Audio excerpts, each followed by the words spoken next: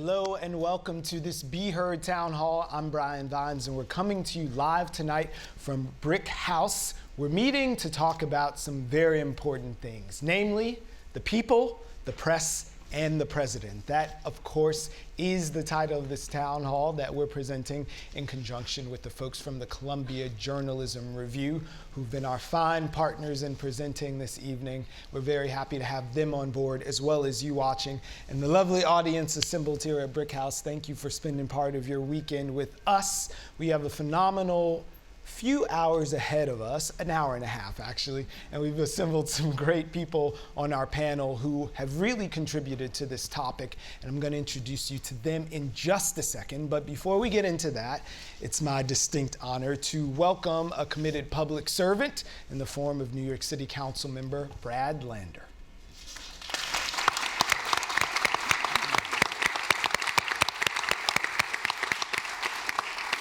Thanks very much, Brian, and to everybody for being here in this wonderful panel. BRIC and the Be Heard series in particular has really become a remarkable civic space for arts and media and vibrant conversation about the most important issues of the day, and so I'm happy to be a part of it. It's also true that my daughter's bat mitzvah was in this room, so it's always nice for me to be back here. And I want to give a special shout out to the Get Organized BK Free Press Group, who helped spread the word about tonight, and also, we can give them some props, but you'll want to do that even more when you know that they're the folks who organized the march and rally in support of the free press outside the Times and NBC and even Fox a couple months back after they had been demonized and targeted by the president, showing that, you know, in Brooklyn, we stand up for the First Amendment, we show up when we need to, and we're really proud to be a part of that, so thank you. I am the father of a high school senior also, and it's not easy to shock Brooklyn teenagers.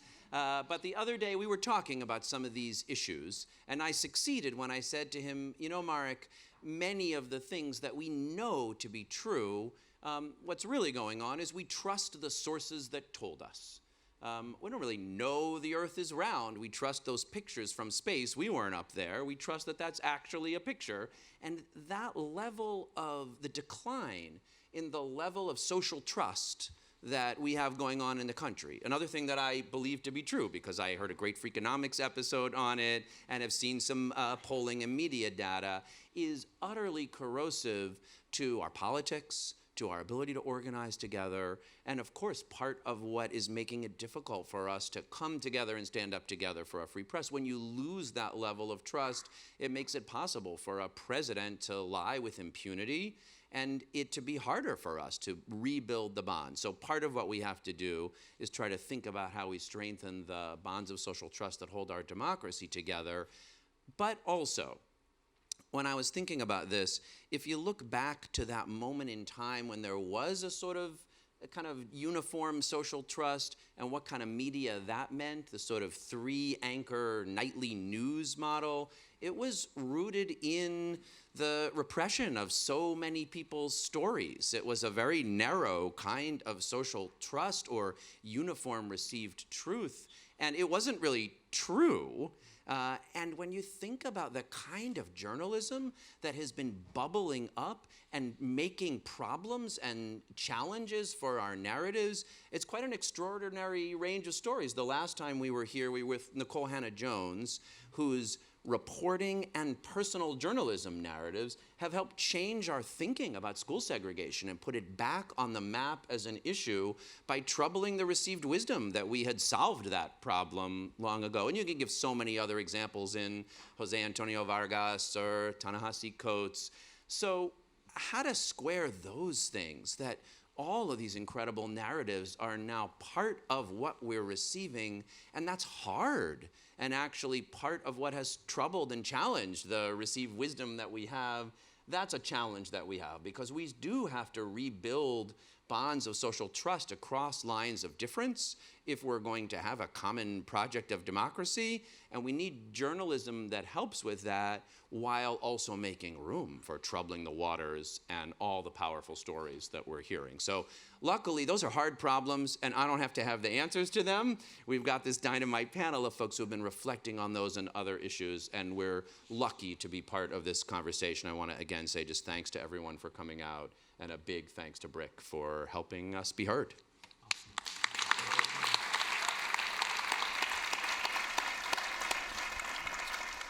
So as I pointed out earlier, it's the people, the press, and the president. So we, as the council member alluded to, have done this a few times. We talked about school segregation the last time we were together in this room. We've talked about gentrification, race and policing, all sorts of issues. But we thought a social thread of social justice was running through this issue as well. And it may not be as apparent just on the face of it, but if you think about it for a few minutes, of course it is. So here we are tonight, and we thought, what can we do differently since everyone's having a panel about this right now?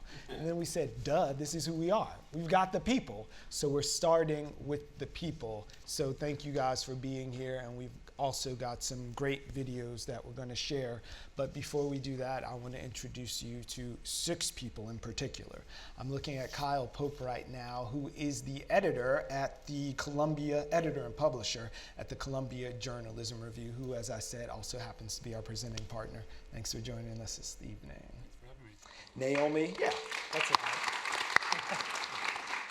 But we're sure that you love them all. We want to keep it tight so we can get lots of questions. So that was a collective clap. Naomi Wolf is worthy of applause, of course. She is an author and former member of the political advisement team to both the Clinton and Gore campaigns. She's also got a new venture, a civic tech startup called Daily Clout. Thank you for joining us this evening.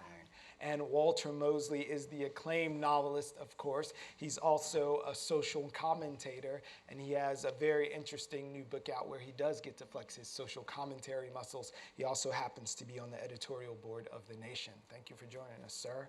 And directly across from him is Mr. Jeff Jarvis, who's a professor at CUNY's Graduate School of Journalism and the director of the Tao Knight Center for Entrepreneurial Journalism. He's got a few side ventures as well that I'm sure he's going to clue us into.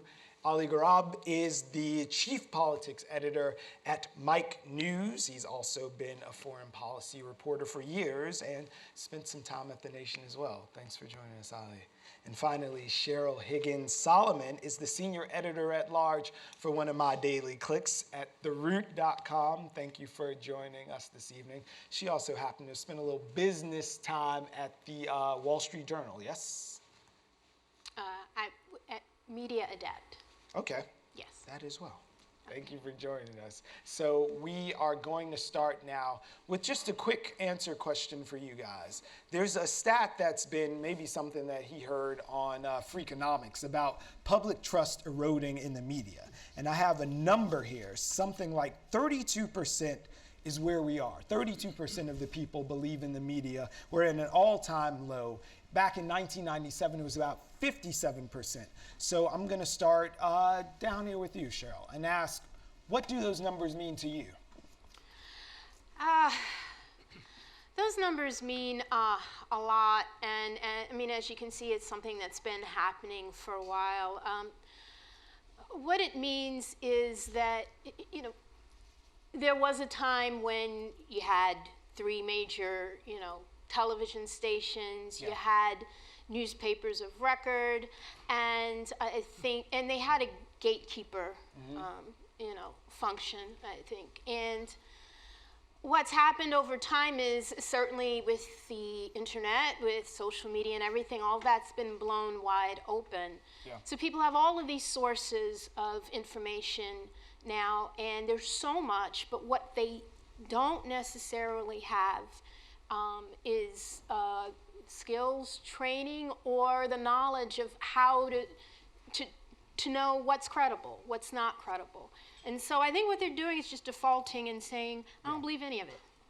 Well, on that speed, I'm going to speed round the rest of you guys, knowing that in 1956, the trust that the public had in the media was at this sort of all-time high, a little bit before Nixon came in and maybe changed things a little bit. But Ali, I'm gonna go to you now. You work in all of that clicky digital media that doesn't get ink on your hands. What do those numbers mean to you quickly? Yeah, I mean, I think it's a combination of what Sheryl's talking about, that there's just a lot of people are just kind of tuning it out because there's just so much noise that it becomes impossible to sift through. But also, I think you have to look at some of the failings of the media for people. I mean, on the last chart you saw, there was that low point on the decline. The real big dip there was when it went down to 44% of people believing the media in 2004, and it's pretty clear that corresponds to the outset of the Iraq War, which is, was certainly the massive media failure of my coming of age. And a lot of media institutions didn't take responsibility for that. And so you can see how that trust would continue to erode if there was never a real reckoning about it. And that's true of a lot of issues. All right, Mr. Jarvis, you're training a whole new generation of journalists entrepreneurially, and that includes a big digital space. So what world are you preparing them for when people don't believe them? I think a few things are going on here. One is that trust started falling way before the internet in the 70s. And I'm coming to see lately that I wonder whether it wasn't because the press destroyed the president of the right half of America, the conservative half of America. Now I think something much larger is going on. Now I think we have an institutional revolution. And that institutions as a whole are untrusted, and that there's an ability of the public to challenge every possible institution out there, and the institutions are going to have to update themselves or die. And we're in that boat along with government and the academe and all kinds of institutions. I think we're at a Gutenberg moment of change right now, and we don't know how it's going to turn out.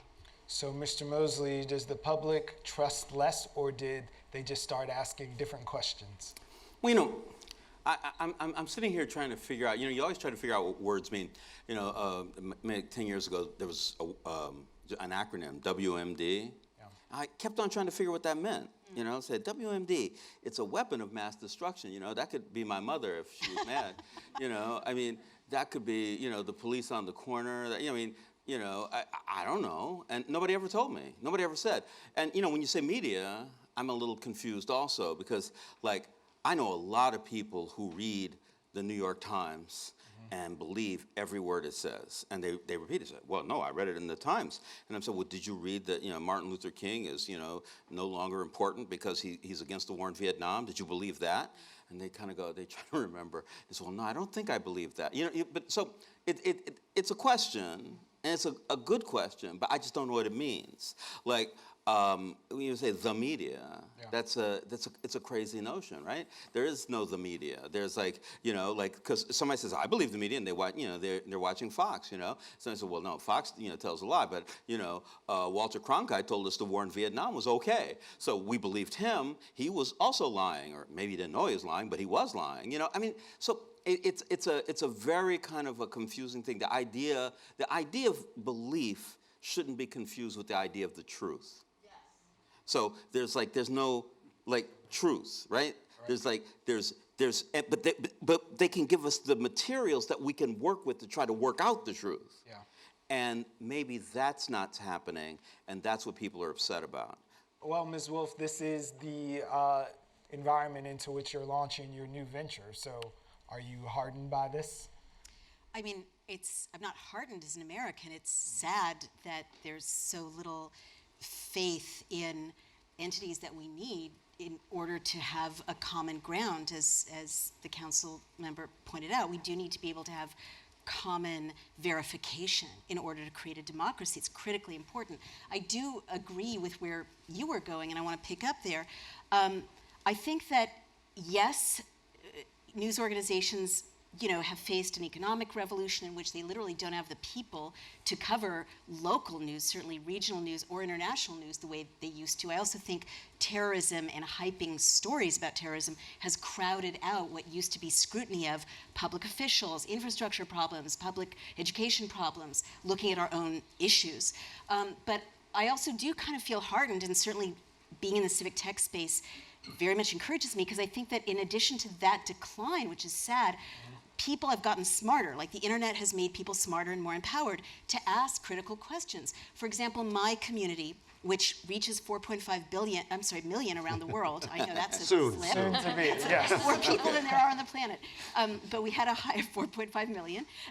And they are crowdsourcing and asking rigorous questions about the news. And one of the things they're noticing is that major news outlets like the New York Times are single sourcing very important stories. You mentioned the weapons of mass destruction story. Yes, there was no proper reckoning with that. And now, you know, there's such a drumbeat of stories that are thinly sourced, that are atrocity stories, that are disaster stories, always with that drumbeat to war, lucrative war. And we see it, you know, my world is global, I travel a lot, and we see the same kind of drumbeat in Britain and in Australia and, you know, all over Western Europe, Canada, driving us to war. But those stories have one source often, and that source is a bad source. It's site intelligence, right? Which was given $400,000 by the US government in 2004. But when you challenge the ombudsman of these entities and say, well, where's your second source? We're trained as journalists that something isn't fit to print unless you get two independent sources confirming it. There's really no answer, no response. So it's a kind of perfect storm of underfunding, institutions stretched thin, people taking dictation from elected officials because they're scared to lose access, and hearteningly, people getting smarter and saying, where's that second source? So these are issues that you wrestle with all the time at CJR. Yeah, I mean, this is the issue. I mean, and I'm glad that we're pointing out that this lack of trust wasn't created by Donald Trump. He tapped into it, but it was there. I think about it in terms of I think the conversation between media organizations and their readers is broken. A lot of people feel condescended to, they feel talked down to, they don't feel like they're really part of the conversation, and it's broken. The only good news that we've seen since the election is that there's an awakening to this now among news organizations that recognize that this is supposed to be a two-way street. These are our readers, and it's not working. So we can talk more about what people are doing, but I think that's the key, is that how do you fix the conversation? So in the spirit of fixing that conversation, we did begin a dialogue with two people who have some very unique but often sort of complementary views on just what's going wrong with the media. Here are their stories. I'm not against the media, the press, only against the fake news. One person's fake news is another person's news. It's fake, phony, fake. This morning, President Trump again called fake news. Fake news, outrageous and salacious. Give us a chance. You are attacking our news organization. Can you give us a chance to ask a question, sir? Go ahead. Sir, can you state...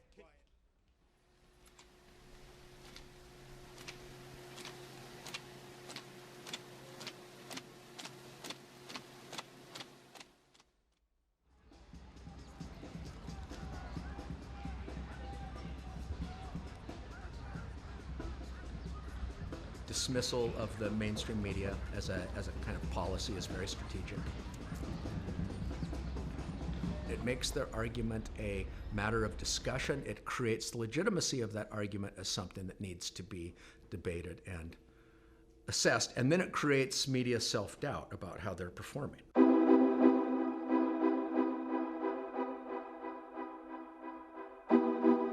Public trust in the media is really critical. A well-informed public making rational choices about matters of public interest, right? That's the promise and premise of democratic theory.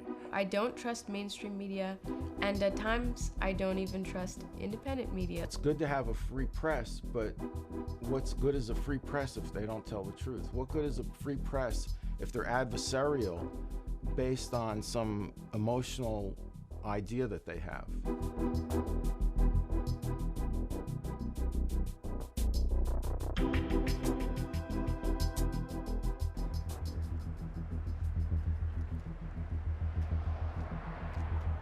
When I was growing up, politics wasn't really a matter for discussion. My family was into John F. Kennedy. That was back when the Democrat Party was asked not what your country can do for you, but what you can do for your country, and that whole attitude.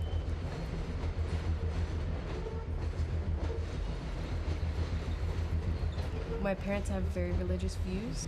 For the most part, the things that I was fed were pretty conservative.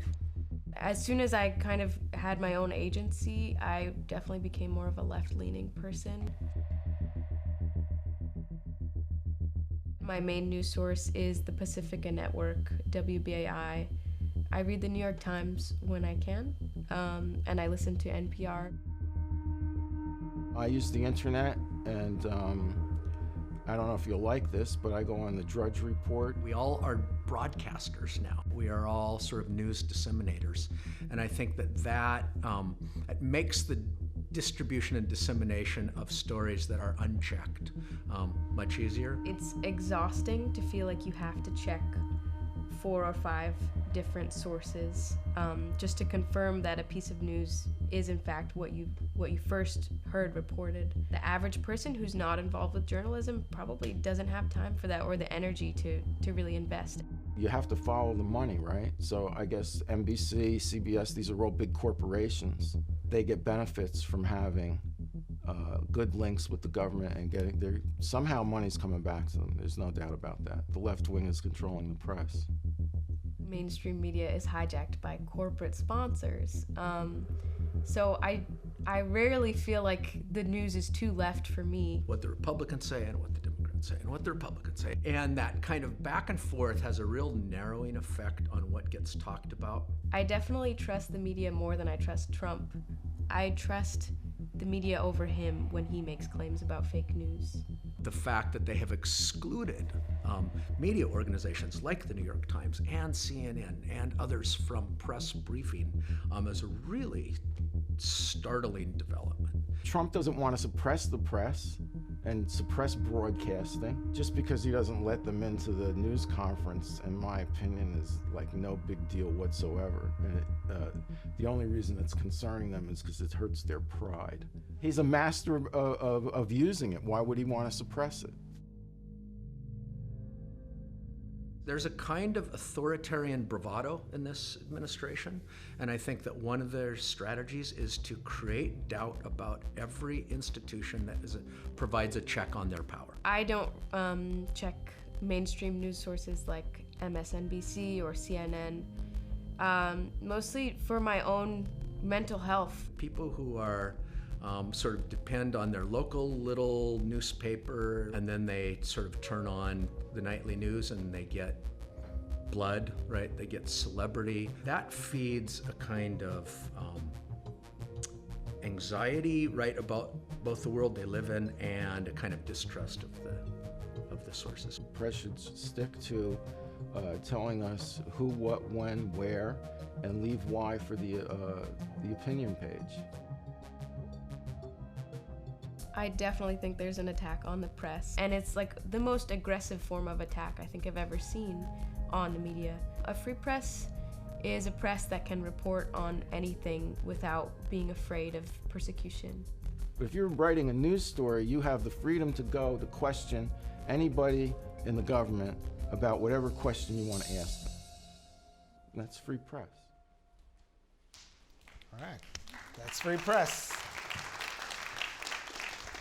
So I'm going to go, I'd like to hear what all of you think of that, but I know that you just started Daily Clout and you have in your mission statement to, what is it, empower your democracy. So I wondered about concrete steps that we as the people in this equation can do to empower our news. Sure.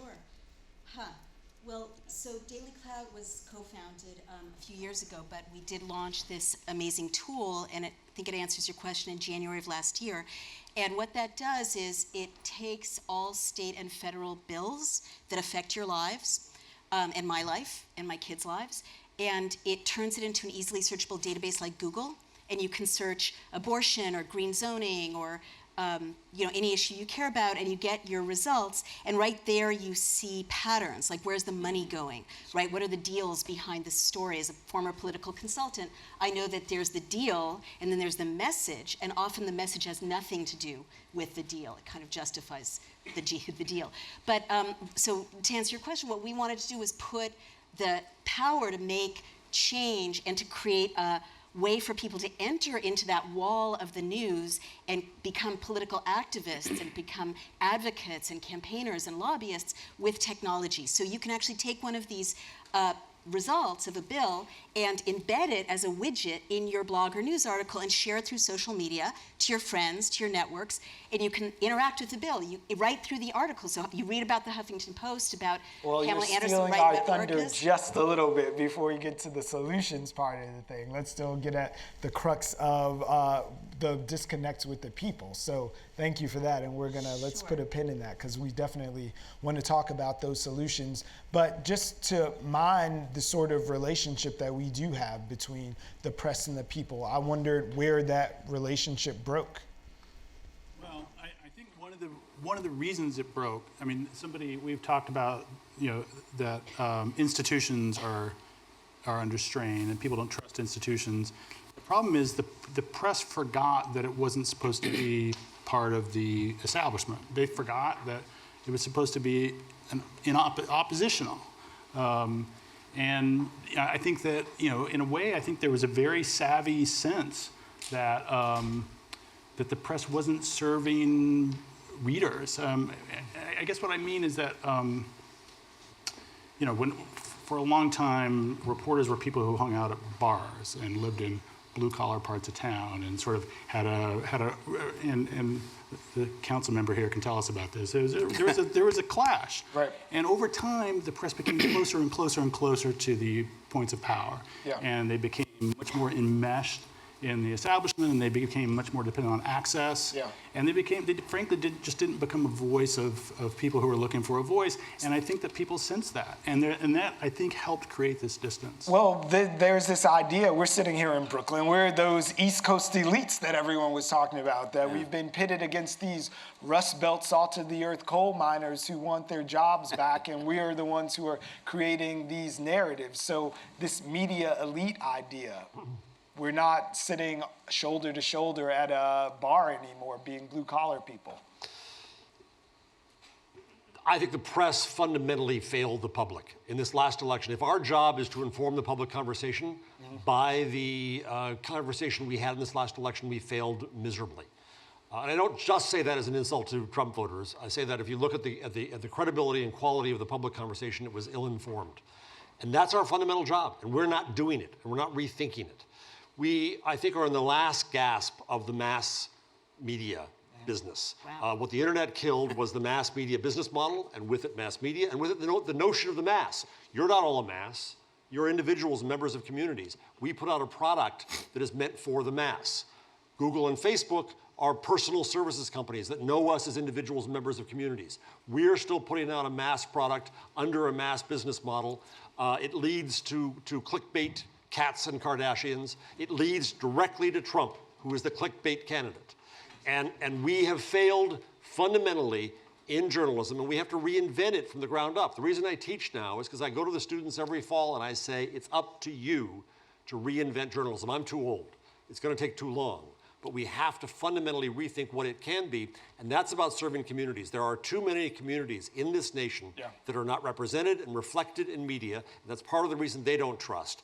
And mass media will not reflect them. We have to reinvent media around communities. So, yes? I'll take it. So, Ali, you are the political guy over at Mike. How did you fail us? Oh, man. Your fault. What's wrong with you, man? No, I mean, I was still a freelancer for mostly the nation during the election, so I think I did all right. But, I mean, I think that there are issues. I don't think I just don't think, Kyle said this earlier, I don't think it starts at the last election. It goes back way farther than that, and I think that there is a crisis of mass media, but not quite that way. I mean, Facebook is definitely the problem. The fact that these actual fake news stories can, go around the world 3 times before the truth has time to tie its shoes. But also, do we have a problem too? Do we have a problem in journalism? Yeah, I mean, I said that last time, that I think that we're losing people's trust. But also, I mean, I think that there's a mass media crisis that goes beyond just journalism in the news business.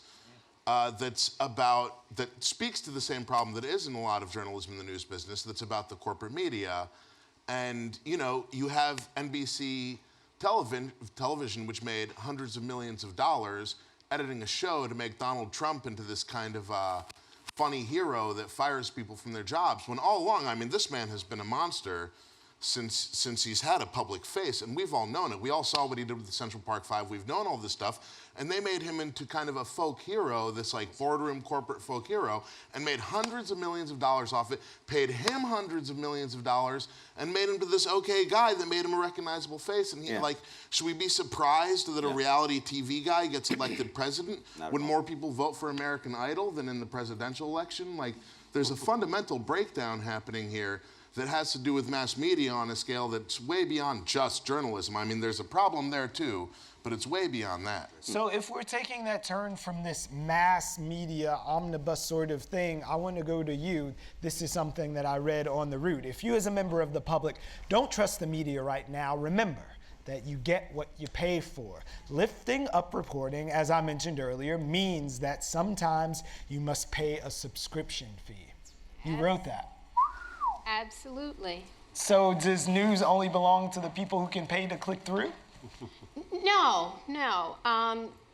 It belongs to everyone, but we can't be fooled by the fact that those who provide credible news work for a living, right? So I think that the public does have a role to play. And Naomi, you alluded earlier to the fact of local media and the fact that there's really been an implosion, right? So you've got a whole layer of information that people are no longer getting about that reflects the world directly around them. What they're left with is the noise at the national level. What they're left with is, unfortunately, because, you know, as we were talking about, the media, the mass media has become so corporate, for ratings, for traffic, for clicks, what's happening is they're following the distractions, which we now have a president who will easily provide them, following those things that are viral, right? And in the process, not telling the stories to the degree that we need to that affect people on the ground. But I don't know that you can necessarily blame CNN or MSNBC for that when there used to be far more on the local level, far more news outlets that were reflecting people's lives. I'd like to chime in with what you said. I really agree with you, and what I'd like to see is people on a mass scale, a grassroots scale, joining a movement to pay for news, to join together and pay for news, because we cannot, like, people really need to understand that this free model, you know, the Huffington Post, right, killed writers being paid, but this is happening across journalism. The model of free news, as beautiful as it seems, is literally unsustainable, and you literally cannot hire, like, people at the regional, local level are being laid off since 2013 in hundreds, right? But doesn't that redline journalism and mean it's only for those who can afford to pay for it? No, but let's take a moment here, because, you know, the left always makes the perfect the enemy of the good, and it ends up with us not moving forward at all. People have always paid for newspapers. People have always paid for newspapers. They have. And there used to be models like classified ads, which got eaten up by cars.com, and employment listings, which got eaten up by monster.com, that used to support and pay for local, those really important local papers like the Stockton Record and the Sacramento Bee that are now struggling so hard, let alone national news. But what I'm saying is, just like you pay for, you know, Starbucks, and sure, there can be libraries getting news for free, there can be schools getting news for free, but if we are going to save journalism, we have to have a grassroots movement for people to pay even a little bit. But you can only afford $1 a year. But you can drive like 20 miles in Brooklyn and not see a Starbucks. I mean, listen, look, being a black man in America, all news is fake news. All news is fake news. I was a kid, I was watching television, there were no black people. I always wondered, I said, Dad, Mom is white and the people in the television are white and everybody else is black? And my father laughed at me, but that's okay. You know, I think that, I'm just wondering the way that the questions are being asked, you know, because I'm not concerned with the industry. I mean, I don't care. I don't give a fuck. I don't care about the industry. It's like, I know there's not that 10-minute lapse, I'm sorry. Delay button, yes. Yeah. The thing is this, is it a problem that people are not believing the news? being, having my particular history in America, there's no problem in not believing the news. Well, I have a question though. We had this study come out of Stanford that a lot of people were batting around, talking about high school students not being able to discern between sponsored content, i.e. CompuGlobe Megacorp making a nice article and putting that next to an actual news item, and they couldn't say which was corporate. And when they studied, they said they used to be able to do that? Like, somebody says study that, well, nobody does this today. But we all know that yesterday was perfect, when, people pick cotton and shit. It's like, there's a difference. You know what I'm saying? It's like, I don't care. Like, what I'm saying is, if people are questioning the news, that's a good thing. If people don't believe what they're being told on television and the newspapers and other places, that's a good thing. The internet, for black people, when, a long time ago, was the barbershop, right? We just hung out and said that stuff. There's a long tradition of African-American newspapers in America that goes back like a century. Well, yeah, but the history, that is so limited. That has been so limited, that has been so kept out, and it's been kept impoverished. I would say that people who are the target, African Americans. Right, you're at the root. The black press is there, and it is impoverished. But I also think that African Americans, if we want news about our community, have to be more supportive. Which means what exactly? What it means is paying. For the subscriptions. Well, I don't think we're going to go back to the days when the local news source or the source about communities are going to be just newspapers. Okay. I mean, it's gone to digital. You have hyperlocal sites now. You have websites like The Root, like Ebony.com, like Black Voices, that are covering issues that matter to us, but we do have to be willing to support. If they're subscriber supported, then we have to be willing to pay for subscriptions. If they're ad supported. But ads help. There's other areas here, but I think we have to look and see that we now live in a very different world of abundance. Before, you controlled the scarcity. I own the printing press and you don't. Now we all have the ability to talk. 1% of America pays for the New York Times now. 1%, and they're doing well now. That's big numbers for them. 1% of America. So how much does the New York Times now affect the public conversation? With you, there's some really exciting examples, and maybe I'm just very happy because I'm at Civic Hall every day, where it's all these millennials inventing new ways for people to engage with news and with politics. But I'm with you. Like, you look at Democracy Now!, Amy Goodman, right? It's just a woman who's saying very gutsy things to power, and she's got a subscription base, or a base that's non-corporate. She asks for support, right, donations, and she's got 15 million viewers. So Kyle, there are a lot of exciting examples of alternatives. Let's pivot from that Amy Goodman and the Democracy Now! Into imagining a news model that doesn't rely on this sort of corporate skeleton. What about that? We have these millennials that are eager to work at all of your outlets, but no one's changing the system. They're just saying, make me a cog in the wheel. I mean, I don't think the future, I agree with Jeff that the future isn't in corporate systems, but somebody's got to pay. Somebody at some point in the food chain has to pay some money to support this. What's interesting, if you look at younger people and their attitude toward video, they're pretty, for one thing, they don't watch video in any kind of structured system. It's all broken up, but they are used to and accustomed and willing to pay for it, right? Through Hulu, through whatever. I don't see any reason why. So information. There is now a practice of paying for information and entertainment. Yeah. We just need to shift that to paying for news. The problem is that information is a commodity. I don't want the 87th copy of Great Game of Thrones. I want the original, but I can take the 87th wire rewrite of what the president tweeted today, and I don't need to pay for that. There's no value in wire rewrites, but there is value in people. I'm sure there are writers that you would pay for. Walter is one of them. There are writers on the route. That's a media-centric, egotistical way to look at this. No, instead we look at these people don't work for. There are writers that I love that don't work for any. So wait, if it's a media-centric, egotistic way to look at it, where does the rubber meet the road for people who are sitting here, who we are clicking through, we are reading what we? Where does it come together? You've got to deal with the market reality now. There is no scarcity controlled by a few rich oligarchs and Hearsts and Right. and But there is a Sulzberger. scarcity of There is voices now- that we gravitate to. Listen, I work with The Guardian. There are 200,000 people who've just joined as members. They want to give money. Yes. NPR, 6 to 12% of matters. stations give money. Yes, agreed. But that's not the salvation that we have. We've got to recognize the economic reality is that we don't produce entertainment stories that are unique products. your We solution? produce entertainment. I think we have to, number one, be a lot more efficient and stop rewriting each other and writing the same damn stories in 1,000 That's publications. increasingly not happening. Number People are two, cutting that out. Number two, it's happening all over. Number two, that's because of the old business model. Number two, we have to explore multiple business models, revenue models. I work with newspapers and news companies, and they're still trying to recreate their past.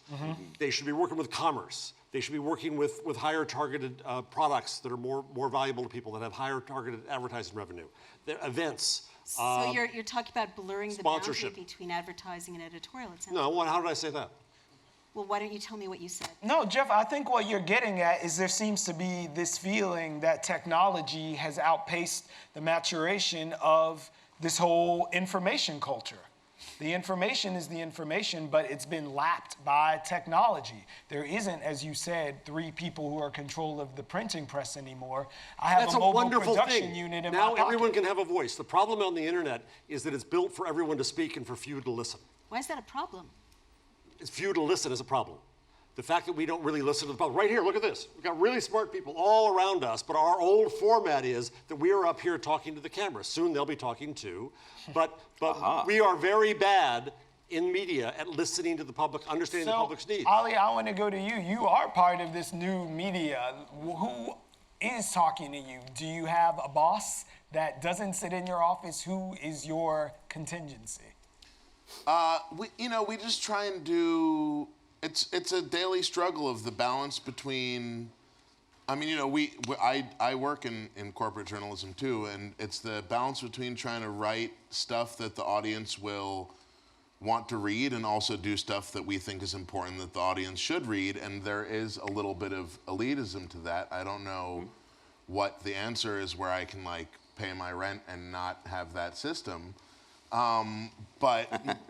But yeah, I mean, we are beholden to those forces too, and it's a problem with the subscriber model. It's a problem with the advertiser model. The fact is that we live in a capitalist economy where people got to make money, and as long as we're doing that, there's going to be these forces that are pressing upon whatever you're trying to do for mass media. I mean, I think that nonprofit is a pretty good model. That's what you guys have here at BRIC. It's what a lot of places have that I think do good work. ProPublica, The Intercept, these kinds of places. But yeah, I mean, I don't claim to have all the answers. I'm affected by those pressures too. I do think though that you can't discount the fact that there are distribution platforms for this stuff that are like the social sites and places like that also are corporations with their own very serious bottom line interests. Look, Kyle, that split that we saw in trust doesn't really reflect a lot or bear out in local media. People believe the people who they run into on the streets, maybe. It's sort of like if you ask somebody whether they like their congressman, they'll often say, yeah, the congressman's great. And then you ask them if they like Congress, and they say, no, I hate Congress. And Sheryl was talking about this decimation of local media, which I think is having a big role in this gap that people have, because it's, when you're reading about what happened to the high school sports team, or what time the library is going to close, or what the school lunch menu is going to be tomorrow, that's not fake news. That's real information, and that has value to you. Facts, yeah. Now that has been wiped out in a big part of the country, that connection of stuff that people know and care about and is really important to them, about crime in their communities, about their schools, about what's happening in their home prices and whatever. Now that that's gone, this other ephemeral, more dubious stuff is all the media they have to hang on to. And I think it's a big part of what's causing this problem. Luckily, right now, there's a ton of interest in this. Okay. There's a lot of people with a lot of money who are trying, mainly nonprofits, who are throwing money at this and trying to sort of recreate the local news infrastructure. Yeah. It's a long way from happening, But to me, it's a great source of optimism. So, but wait. Yeah. I just want to ask this thing. I mean, just the simple thing, because what you were saying about capitalism. You know, when people, because that's what we do. We pay for things, right? Everything we get, the clothes we wear, the food we eat, the place we live, we pay for it. And there's somebody up there who's getting money, and they're getting rich, and they're making decisions that it's not a democratic thing to pay for something. And I'm not saying there's anything against it, and I like your idea, but there's a problem up the road. There's always a problem up the road that somebody's going to get rich, and they're going to start making decisions that are antithetical to mine. You know, and because of that the paying for it, though I think is maybe an important thing, it's also it can be very problematic. Sure, but I would argue that has always been an issue, not just the person who is at the top of the food chain, but honestly, sponsors, advertisers. They've always been making decisions. Yes. They've always been pulling strings. But that kind of goes back to the society that we're in, the capitalist society that we're in. I don't know that media can solve that larger issue. But can it be true? I'm not asking it to be solved. I'm not trying to talk about the sponsors from before. What I'm just saying is can it be true now? Like to say this is the answer now. To say, well, it was bad before, so we can do this now is not an answer. Can I propose another way of thinking about Sure. it, which is, and wonderfully technology allows us to do this, which is monetize people's interest in new ways that really is grassroots. For instance, Daily Clout, my company, just partnered with CivWorks, which was started by George Polisner. He used to be a vice president of product for Oracle, and he quit with an open letter that was widely covered because he told the CEO of Oracle that he doesn't want to go along with supporting Trump, which the CEO of Oracle said Oracle was about to do. He created a privacy-protected platform, Facebook for Activists, that lets people connect without Big Brother scrutinizing or scooping up their data. So Daily Clout, which is the stream of bills and blogs and video about bills, journalism about bills, neutral to inform people at a regional and national level about bills, right, and let them use them, has partnered with this technology. So we're going to charge, we're going to put up a paywall, we're charging money, and we're making money, you know, from this model. And what that does is it is absolutely a bottom-up way of creating news. We cover the stories that our readers and our users indicate to us that they want more information about. And we're growing by triple and quadruple digits some weeks as a result of that. It's a new way to monetize. What's the corporate structure? There's a paywall there when so I could buy you. So that being said, I want to know if you think there is an attack on the media as we know it from the government. Well, from the Sure, top of there it. always has been. That's nothing new. Yeah. I'll do it. Your water. You're leaking over here. Like that. Thank you. We're fine. It's So a big day for me. You picked up my water. it's a plant. So how real is this attack on the free press? Pretty real. I mean, you know, when you have, and this also is not a new problem either. I mean, I think that from a liberal perspective, one of the big problems with the government attack on the press that we have now under Trump, which so far has been mostly rhetorical and a few kind of symbolic actions that, you know, I think the Trump support in the video is right, that basically it doesn't make a huge difference for those, you know, the temporary suspensions from the press conferences for media.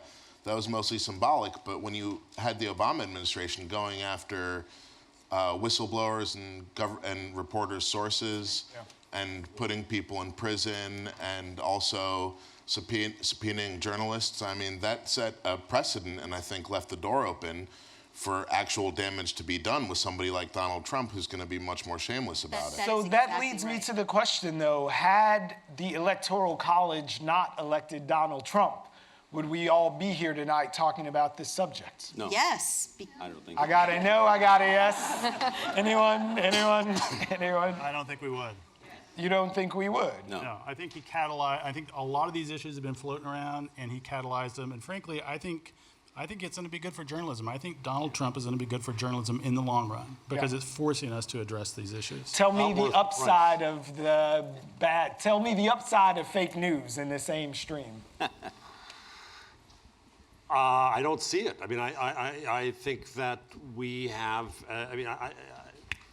I'm speechless. I don't think that Donald Trump is good for anything.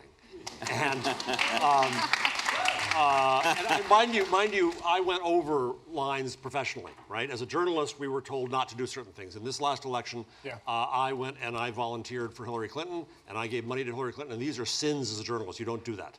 I did that. In doing so, I saw how I wasn't represented in media. This is trivial, but I was an enthusiastic Hillary Clinton voter, and the narrative of You media weren't represented in media. As you're sitting here now looking at me, you're telling me. But I'll tell you what. Let me tell you what.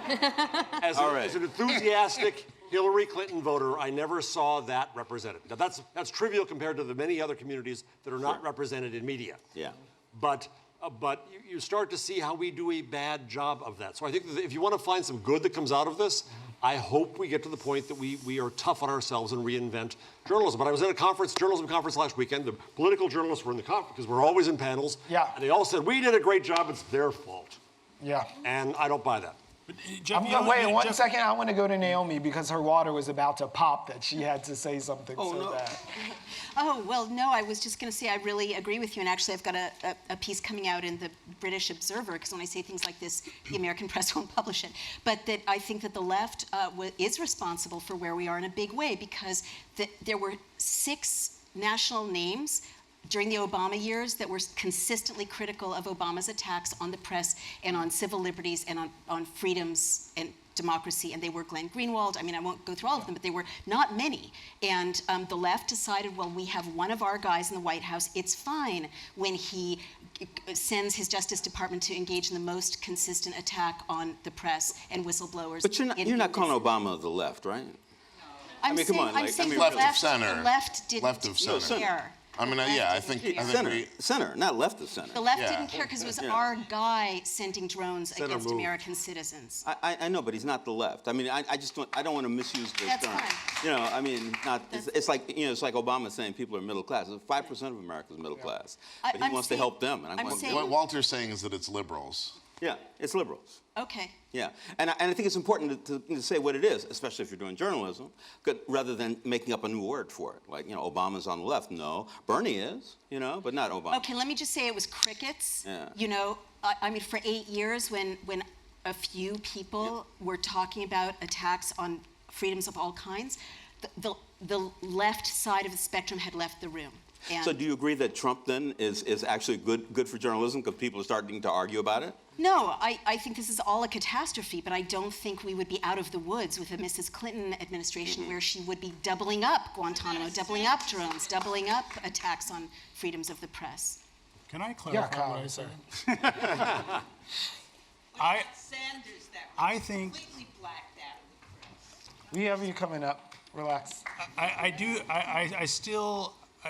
Look, I don't think Trump is good for anything, but I think the fact that we're having this conversation, which I'm convinced we would not be having this conversation if either of the other candidates was in office. And a lot of the issues that desperately need to be fixed in journalism, like the over-reliance on access, the lack of diversity in newsrooms, the lack of a news infrastructure outside of the sort of major media centers, we would not be addressing these issues if this hadn't happened. So well said. I think we have to sort of say, like, this at what price did this happen? But the fact that it happened is good for journalism. Well, we're fortunate enough to be in a space where we can argue these things openly, but there are real working journalists around the world whose very lives are at stake just because of the work that they do. And we have the story right now of a courageous professional. Is that about you? I don't think so.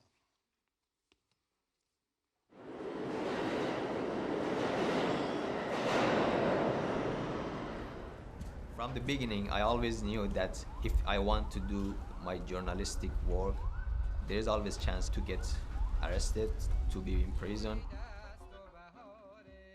Anybody actually taking this kind of job in Iran kind of understand the risk.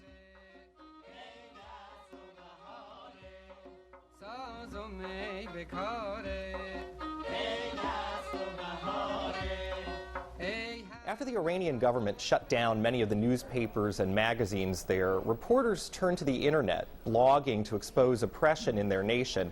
Ruzba Amir Ibrahimi is one of them. He was arrested in 2004 and held for 2 months, handcuffed and blindfolded. There was a case in Iran, and the case was actually Zahra Kazemi that I was trying to cover. That was the main reason that I got arrested. Broken bones, bruises, and other traumas. A litany of injuries suffered by Zahra Kazemi. Kazemi, an Iranian-born photographer, was arrested and accused of spying after taking pictures of a Tehran prison in June 2003. 11 days later, she was dead. The Iranian government today finally admitted they beat an international journalist to death. She was in Tehran covering protests by students demanding reforms. During this period, the intelligence service and the judiciary became very sensitive about this issue and my work. What did they accuse you of doing? For example, acting against national security. This is same for everybody in Iran. And other things, publication of falsehoods. They were actually digging to my life to find out what kind of the thing they can find out and to create a prison time for me.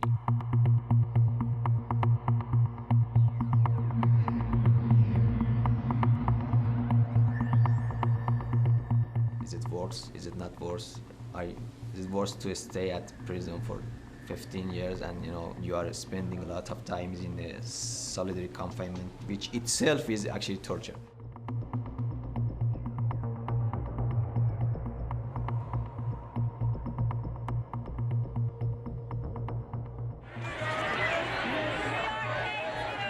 These new things happening in the last few months in the US reminded me exactly the same. The new administration and new president approach to the media or to independency of the media is almost the same, because anything he doesn't like, he says, is fake. We actually have the subject of that package in the room with us this evening. I want to give Ruzba a round of applause. He's right ahead of me.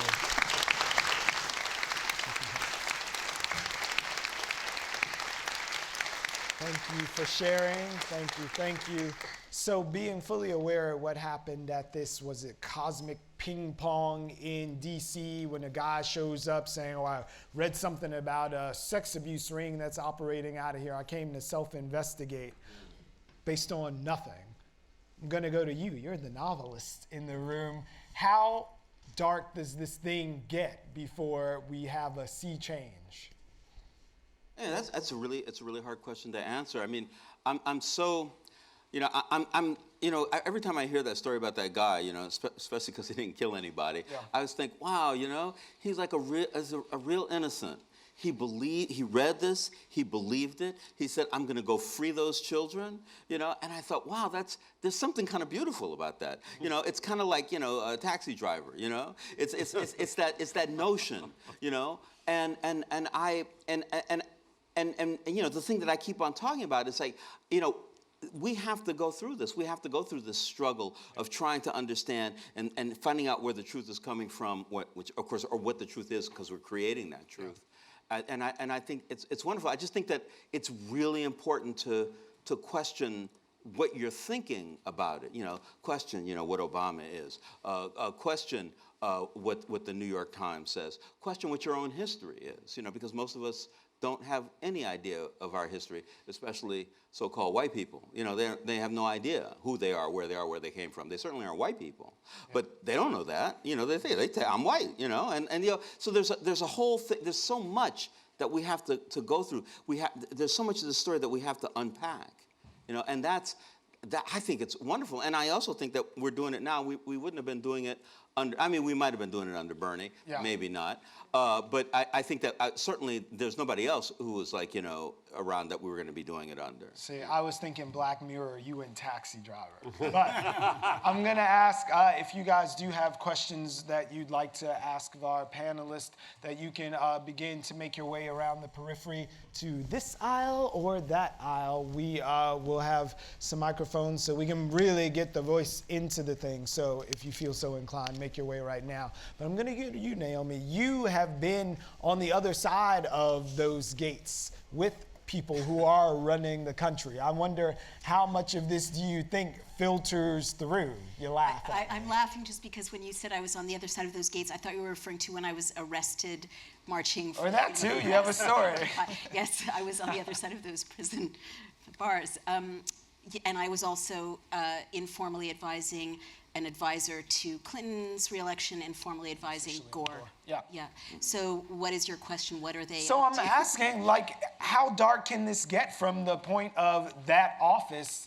How much power is there to be enforced and how much influence to be peddled over a media that clearly is an adversary of, in the words of the president, the people? Right. Well, I mean, it's up to us, right? It's up to us. I mean, we don't have a totalitarian state yet, which is why I don't like the phrase the resistance. You have a resistance in a real closed society. We have a democracy that's on life support. And that's why what's happening in this room and, you know, the people I hear from every day, this upswelling of people in every neighborhood, and you hear from them, many of us do, you know, if our media entities are tuned to the streets and the neighborhoods and the communities, if people kind of decide, I'm going to do what the founders of this country told me to do, and I'm going to hold journalists' feet to the fire, which, by the way, helps journalists, right? Because then they can say to advertisers, I can't go this way. My readers are demanding double sourcing. They're demanding a more thorough job. They're demanding you get rid of Bill O'Reilly. For example, another issue, but for example, yes. If the people, you know, keep an eye on the Constitution, say, you know, and today's a big day. You know, the NSA took a tiny step back against violating the Fourth Amendment. That was partly because people like us and you in this room and you across America were screaming and yelling, and not just since the Trump election, but some people in the streets for the last 8 years, right? So it really is, I mean, I've studied in you know, books I wrote about closing societies, how democracies die, and they die when people are distracted or scared or intimidated or bullied. And how do they come back alive? By taking literally to the streets. Protest is so important, and vitally through the free press, but people from the ground up demanding that voices be heard, including all journalists and all citizens. Well, Kyle, you worked with a guy who knows a guy in the form of Jared Kushner. So what do you think that room is like? Taking what he learned at the paper. Yes, you were at one time the editor-in-chief over at the paper, at The Observer, when it was a paper, that pink thing, remember? So what do you think he's bringing into the room? Yeah, thanks a lot for bringing that up. Go with your strengths. I was the first editor hired by Jared after he bought the paper, and I'm happy to say that I was the first of 4 editors fired by Jared after he bought the paper. You know, I mean, I was as stunned as anybody at his ascendancy, and I remain stunned by that. He never showed a lot of interest in national politics or international politics or local politics.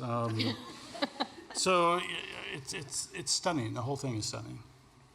So no insights, though, as to anything he might have learned from the paper that he's applying in the Oval? I don't think he owned the Observer for journalistic reasons. Okay. I mean, and I'm not being glib. I mean, I think he saw it as a way to sort of burnish his standing in New York. And so he was playing another game. It wasn't about the journalism, really. He also did, though, start Politicker with aims of having an outlet in every state capital in the country. It didn't work very well. And it failed. Shut it down, All right, so please, if you do have a question, There's a question. Over this. Oh, there you are. I think it's going to be about Bernie Sanders. I want to connect some dots with Bernie Sanders. And with the silence from the press about his campaign and the WikiLeaks outing of the Podesta emails, and that now Julian Assange is a political prisoner that Trump has labeled a spy and wants to prosecute. So connect those dots for me as far as journalism is concerned. Did you feel embarrassed, ashamed that Bernie was completely blocked out of the media? Mm-hmm. What did you do at that time? Right. How do you feel about WikiLeaks and Ed Snowden and the others who opened themes that the rest of the media didn't touch? Thank you. Sheryl, we sat there on all of these networks watching an empty podium waiting for Donald Trump to come out and deliver whatever pronouncement that he was going to see fit to give that afternoon, while Bernie Sanders was languishing under just inattention. So how and why? I think, unfortunately, especially the mainstream press bought into the narrative that Hillary was a shoo-in. I mean, I think it's really as simple as that. And I think it also uncovers, again, the fact that, as we've said, mainstream press was largely out of touch with what people were saying and what people were thinking and feeling. And so that's what it comes down to. And because of that, and here's the other thing. Yeah. I mean, it's not just President Trump who's a master at manipulating the media. Obviously, candidate Trump, and then before that, real estate mogul Trump, is a master at that. Yeah. So the fact is, he was great for ratings. Mm-hmm. He is great for traffic. Even in the ethnic media Yes. specifically?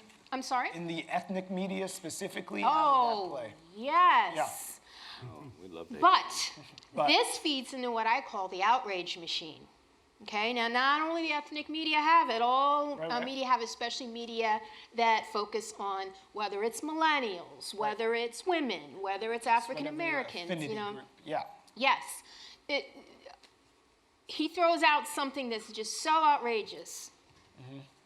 Everybody, it goes viral. Yeah. Right? Hashtag goes viral. And before you know it, that's what we're focusing on.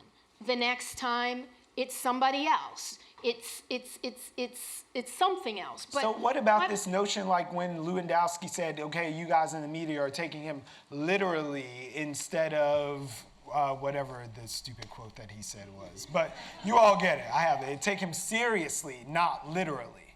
And the media were taking him literally when everyone who intended to vote for him, no, he's not going to build that wall, but he's out there mixing it up, saying these. It's the media's job to take him seriously. Yeah. And when I say seriously, I'm not necessarily saying to believe everything that he says or take it at face value, but it's the media's job to do that.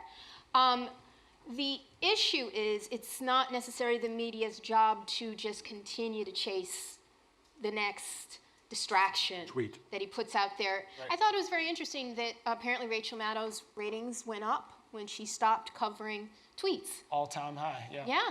Yeah, that means something. Okay, I'm going to go to you. We're going to keep it rolling with the audience. Hi. So thanks so much for BRIC TV for hosting this and for all of the panelists here. I really enjoyed the conversation. Something that Ali said earlier really resonated with me, where you said that corporate media is balancing what the people want to read versus what they kind of need to read. And this question is kind of mainly for the online news specific channels, but how do you balance that? How do you kind of remain credible, a credible and a reliable news source with this sort of like BuzzFeedification of a lot of like online news outlets, where you are sort of like having to create clickbait and create like listicles and things like that? How do you remain credible, and how do you feel like you're able to keep your news source just like valid. So before you go into that, is that something that you feel like you actually do have to do? Are you charged with listicles or someone in your shop of competing with those other outlets? I mean, Tell the truth and shame the devil. Come on. Yeah, we do produce. I make an effort to do articles that I think people will read. Yeah, I mean, whether it's listicles or not, I think that those can be things that take a form where they remain important and critical journalism. Like when my last editing gig was doing politics at a website called Fusion, and it was during the end days of the campaign, and I commissioned a listicle about how Hannah Arendt had predicted Donald Trump. I thought that was pretty substantive and good. That's not a listicle. No, I mean, it was presented as one, and it was fun to read. But yeah, the pressure is there. I mean, ultimately it's a judgment call, and I work with my team. I trust my reporters a lot. And I should say that I do work in corporate journalism, but I've never had any pressure from the business side. I only work with purely editorial staff, and we make the final say on everything that goes up. But yeah, it's a judgment call basically. That it's I think that's one of the reasons that I got hired, is because they thought I had good news judgment to try and decide what's important. And sometimes you try and present things in fun ways and interesting ways for people to read. But I don't think I'm putting up BS just so people click on it. So I Jeff, read one recently, actually. You did a list of promises that Trump made and whether he, kept them or not. Kept them, yeah. I mean, one could look at that and say that that's kind of a listicle in some ways. It's like a breakdown. It's presenting information in a clear way. But it was useful. I mean, you want to keep him accountable, right? Yeah. So Jeff, I'm wondering if that style of journalism is going to go the way of the dodo, knowing that we have all of the dodo, the website, or cute animals. Same thing. Yes. It's the same thing. But if we are losing that model when we do have to compete, which model? The model where he has an editorial purview that isn't influenced by the business side, where they're like, to your point earlier, listen, we have sponsors, and even further than the business, the partisan side. I'll go back to what Walter said. Just because yesterday was yesterday doesn't mean it was good. I started the magazine Entertainment Weekly, and I walked out of there because they tried to make me to be nice to Hollywood. So that was in the good old days of print, and there was plenty of influence then. No, I think and the listicle problem is a problem, I think, of the mass media business model trying to get clicks and clickbait. Nonetheless, we should be very open to changing the form of journalism. Jimmy Wales, founder of Wikipedia, just announced Wiki Tribune, an effort to have professional journalists work alongside volunteers to fact check and work together, and I think create a new flow and a new form of journalism. I think this is an exciting time to reinvent journalism and its forms, and so I hope that we can do that. I think that, did BuzzFeed take it too far? Yeah, maybe. But I think that I've learned that they also made us see new forms. And I think we've got to take journalism to people where the conversation occurs. We've got to make memes in Facebook. We've got to make videos in Facebook and YouTube. You look at things like Cenk Uygur used YouTube to create a new form of what we used to think of as television. I think that's really valuable and exciting.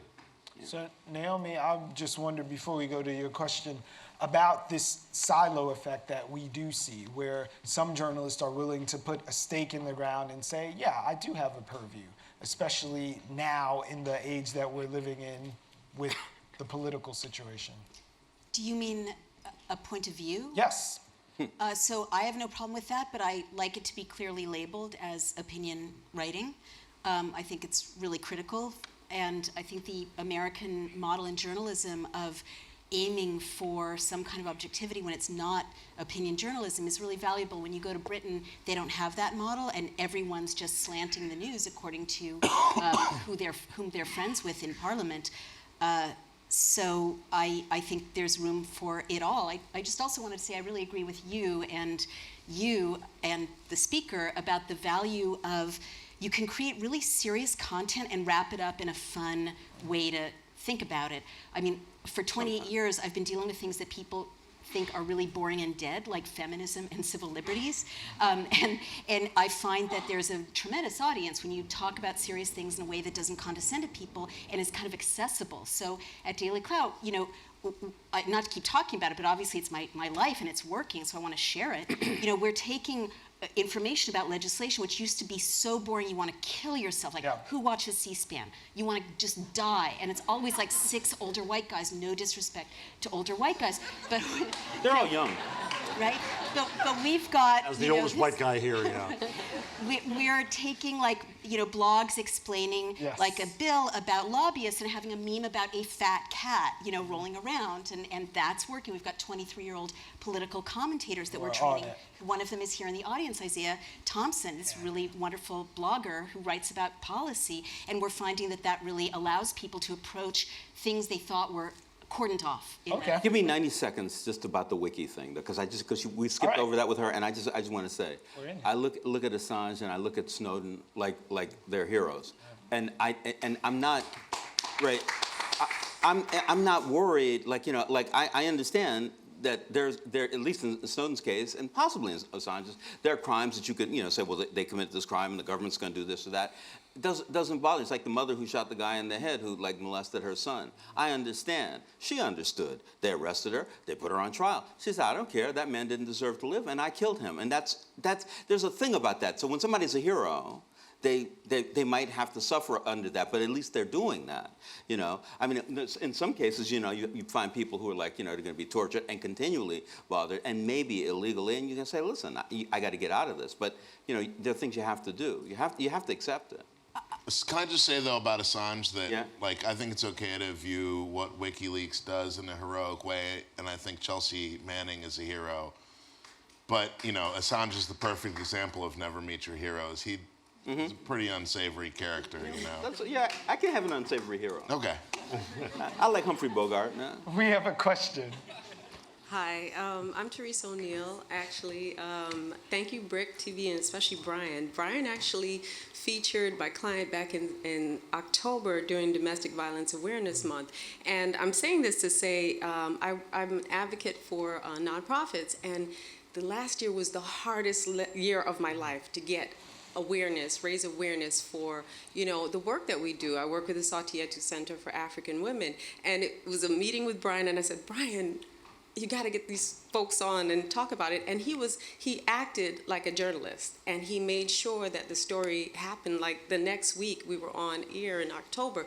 But the point I'm making is that it's been frustrating for a lot of people who do the work that I do, raising awareness for some of the good work that's actually happening. And I want some advice from, you know, we were sick, like from August until February, everything was about Trump TV. If you were doing any kind of work, you had to work up a story that had to do how Trump was going to kill your organization or something. And you know, we're frustrated.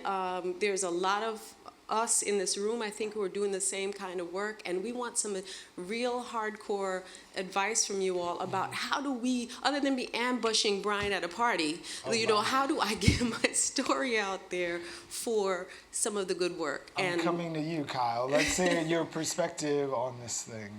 Well, I think you're right about Trump Trump sort of swallowing the news cycle.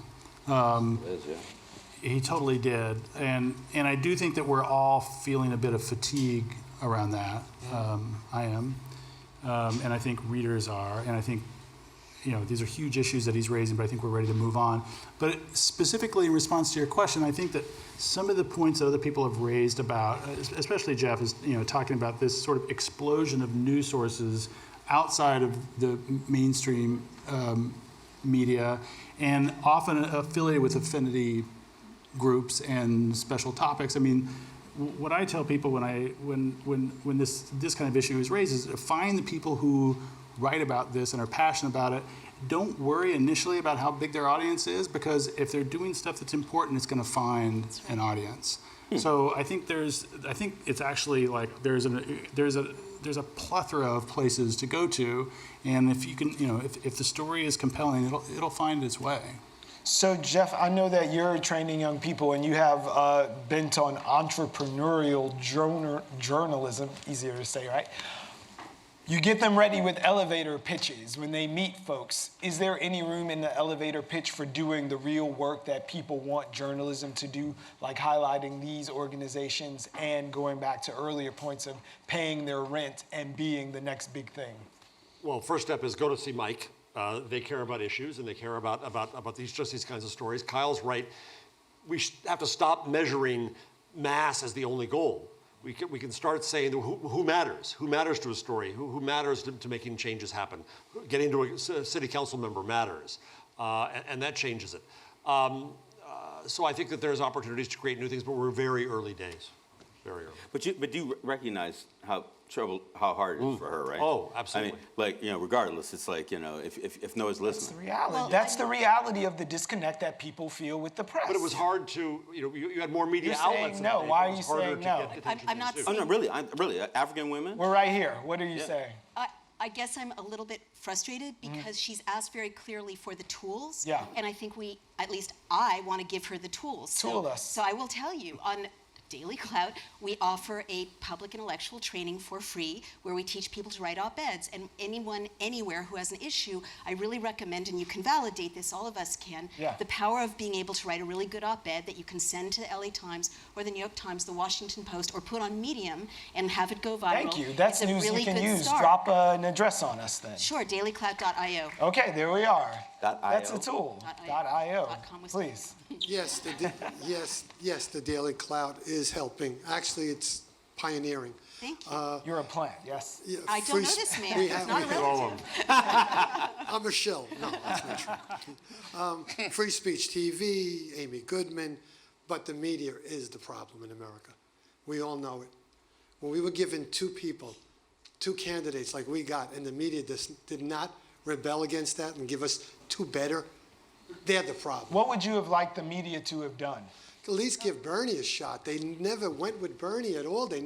No media for Bernie at all. I'm sorry, I'm going to push back. I was at a Bernie rally. I reported on Bernie. The rallies, everyone else was there. What do you mean they didn't report at all? Just name it for me. Draw that out. CNN? Let's look at the coverage. I have it all on DVD. Let's look at the coverage in CNN.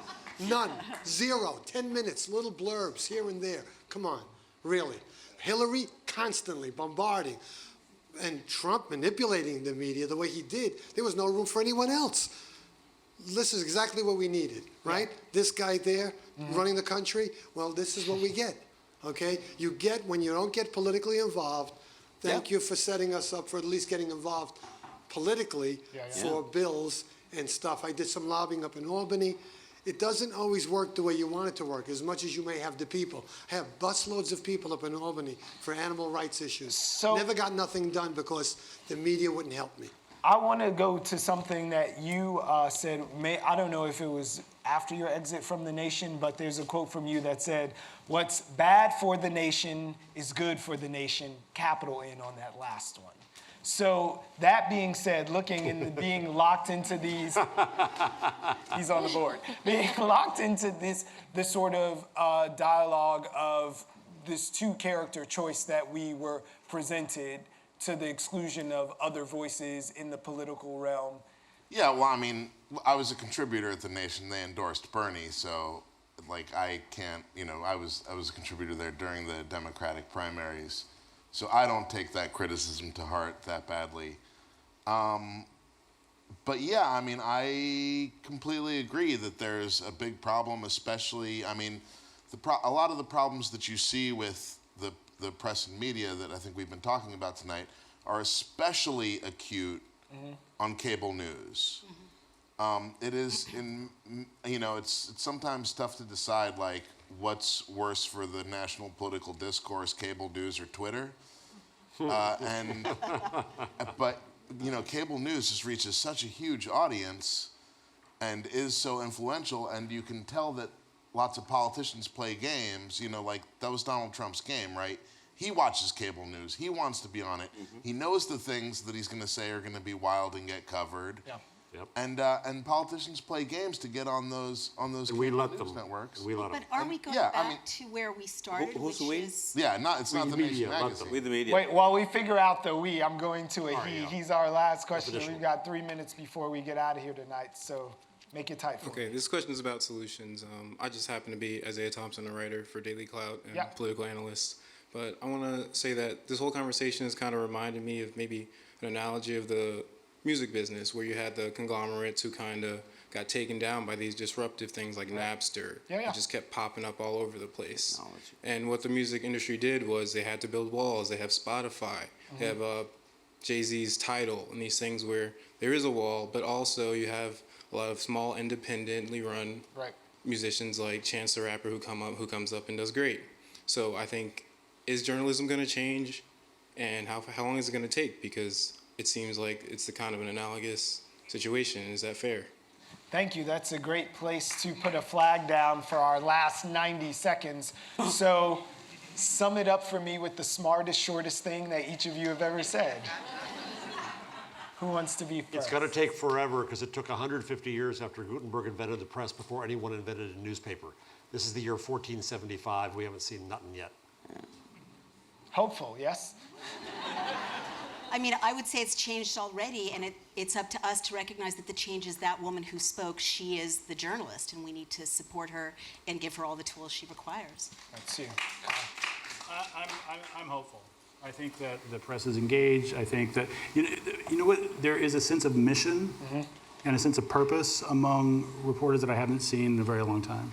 Mr. Mosley. The people create the press, and the people are riled up. So I think things are good, yeah. All right, use that. Ali? I hope so, but we might be doomed. Sheryl, please, give me one more thing so I don't have to send us home on that. I don't think we're doomed, but I do think that this is a time when everyone in the press and also in the public need to, it's a time to reaffirm where we stand. Well, I think that is a good place to go, but we got Jeff. You want to finish out? Oh, I already had my turn. Oh, yeah. I had my Gutenberg moment. I'm hopeful too. Right. I'm hopeful too. I think in the end, if you don't believe fundamentally in the goodwill and intelligence of the people, then give up on democracy, give up on journalism, give up on education. We've got it. I trust the people. Well, we here at BRIC trust the people, and we'll continue to trust our community and invite you back to BRIC House over and over again. Thank you so much for being here this evening. Yeah, thank you. The conversation will continue. You can watch the videos, including things we saw tonight and extended versions of them on our YouTube channel. You can visit our website at BRIC TV and look for that hashtag Be Heard. I also invite everyone here this evening. We have a separate studio set up where if your voice wasn't heard in this moment, we do have a talkback area where you can record it for posterity and share that. And I encourage anyone who hasn't been down to come down and be a part of the dialogue. So again, thank you and good evening.